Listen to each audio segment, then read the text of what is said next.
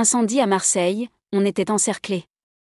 Au Pen Mirabeau, le choc après l'arrivée des flammes. Un violent incendie s'est déclaré au Pen Mirabeau mardi matin. Plusieurs personnes ont été évacuées et prises en charge dans une salle des fêtes de la commune, en attendant des nouvelles de leur maison.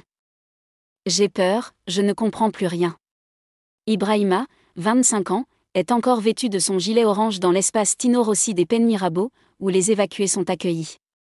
Il travaillait en tant qu'intérimaire au centre de tri lorsqu'il a été surpris par les flammes.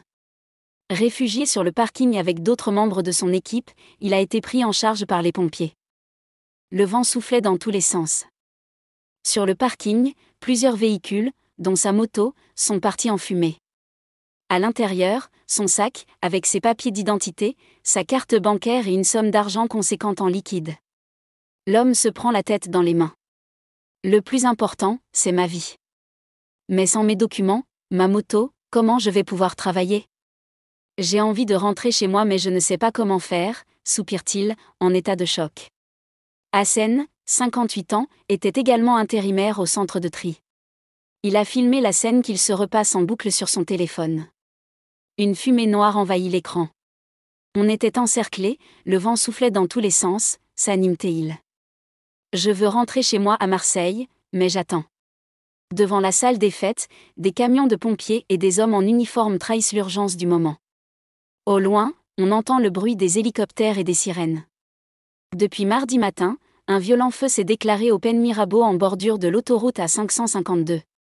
Les flammes se sont propagées rapidement avant d'atteindre les franges du quartier nord de la cité phocéenne, où la situation est maîtrisée, à défaut d'être stabilisée, selon les derniers mots du préfet. Plusieurs maisons brûlées. Une cellule de crise s'est ouverte dès 11h, explique à 20 minutes une agente municipale. À l'intérieur, 50 lits sont montés et 100 autres viennent d'arriver. Il y a également des vivres et des bouteilles d'eau, livrées par la Croix-Rouge. À 18h, 20 personnes étaient accueillies. Une psychologue était en route, alors que le maire des Pennes, Michel Amiel, vient d'arriver, après s'être entretenu brièvement avec Emmanuel Macron au téléphone. La consigne donnée était de rester confiné, mais dans certaines zones, la fuite est devenue la seule option. Cédric et ses grands-parents, Caroline et Serge, ont été amenés ici en début d'après-midi.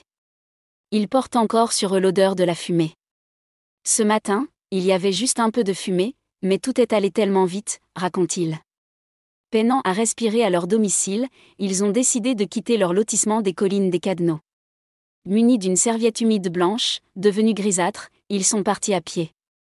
J'ai une valise, mais franchement je ne sais même plus ce que j'ai mis dedans, confie-t-il dans un sourire. La circulation très perturbée depuis Marseille. Serge lui a pris les documents de la famille, passeport et livret de famille.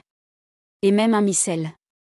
À la sortie du lotissement, le petit groupe est tombé sur un camion de pompiers placé en protection et a été évacué par des routes de campagne. Grâce au groupe WhatsApp des voisins, ils savent que leur maison est pour l'instant intacte. Tant que la maison n'est pas touchée, que personne n'est blessé, ça va, souffle Caroline, les épaules dans une couverture. Ce soir, ils dormiront chez un membre de la famille, venu les récupérer. C'est le stress. Quelques lits plus loin, Corinne attend des nouvelles de son mari. Résidente au Pen Mirabeau, elle était sur Marseille quand elle a vu la colonne de fumée s'élever. Elle décide alors de rentrer au plus vite, mais la circulation est très perturbée. J'ai mis 2 heures à arriver, confie-t-elle, très inquiète. Dans son lotissement, elle a entendu que 3 maisons avaient brûlé. Elle ne sait pas toujours si la sienne est concernée.